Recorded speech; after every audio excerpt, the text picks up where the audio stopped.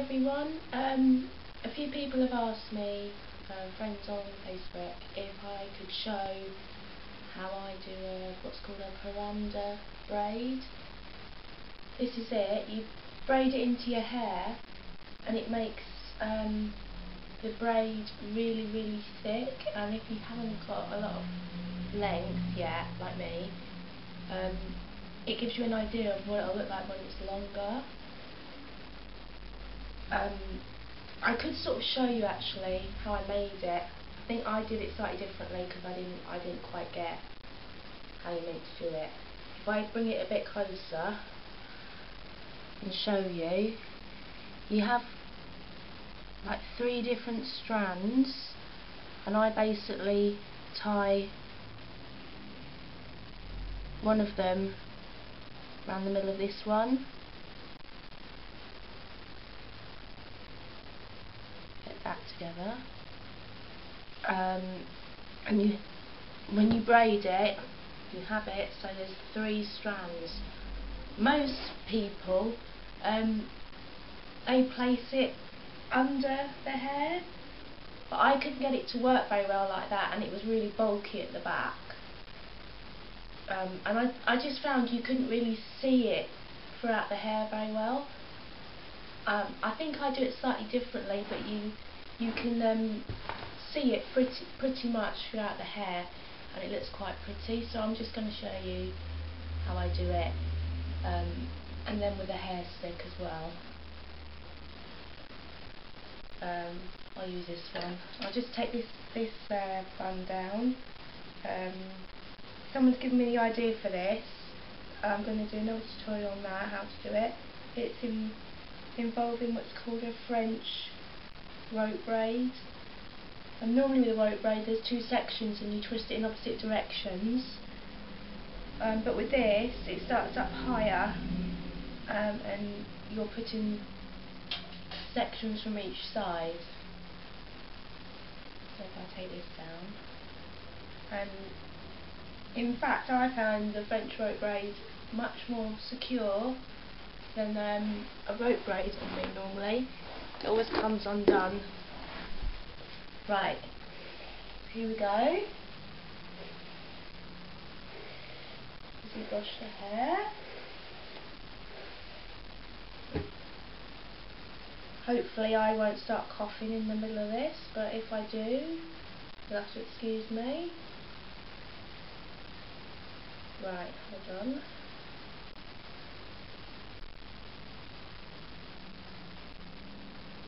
Right, if we do it like that. So you've got your 3 sections. 1, 2, 3.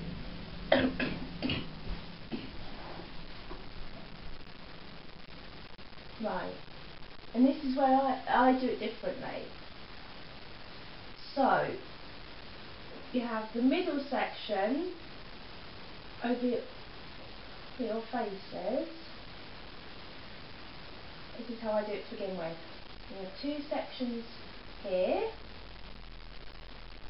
Then if you obviously flip that bit over, and then if you take your first section like you're doing a normal French braid, but you hold this part of the Paranda, and the same with that side, and then obviously this bit would be the middle section.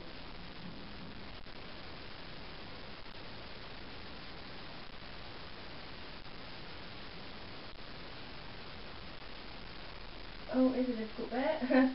Getting it to not tangle on your hair. Right, and then obviously, and then basically all you're doing is doing a normal French braid. And hopefully you will be able to see it pretty much throughout the hair and not just sort of in the last couple of inches of hair. I'm hoping that this is clear for everyone to see. It really does make braid really fat. Oh, and you can also obviously because I've made this myself from wool, you can have it whatever length you want. I think mine is around tailbone length. It's really good for people, I think, for people with much shorter hair that can't really put their hair up very well yet. Say if their hair's around bra strap length. It really does give them a really good idea what it's going to look like when it's longer. Right, so hopefully, yeah, it's gone throughout. And I have some thin sections of hair because I'm growing out some razored ends there, unfortunately. So I sort of borrow sections. So for some reason that's really thin. Hold on. That's better. Oh yeah, and the other thing that I do, I think slightly differently. Most people, they use a hair tie at the bottom like you normally would with any braid. But I don't. I just tie at the bottom because if you think about it, you don't need a hair tie because at the bottom of it is just wool. Obviously I do it in a loose knot so I'm going undone, but it's meant to be much kinder on the ends of your hair if you braid it quite a lot, which recently I've been doing it loads, so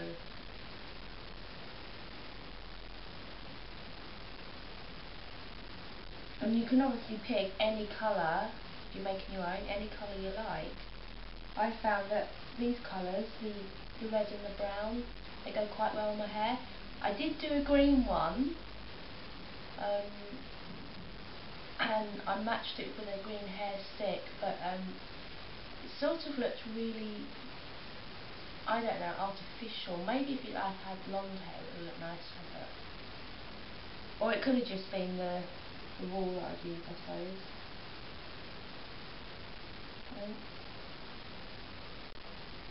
You could even use these with hair forks, so obviously you have to be a bit more careful. But they really are great and they stay up really well. Some people actually, they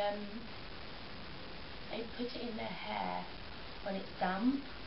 They braid it and say go to bed or whatever, and when they wake up they have really wavy hair. I haven't tried that yet.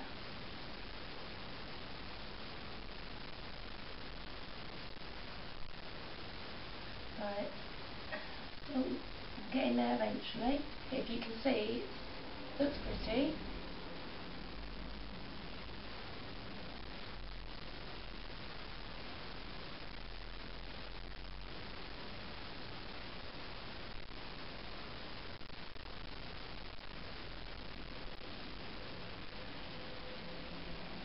I'm going to braid it down as far as I can.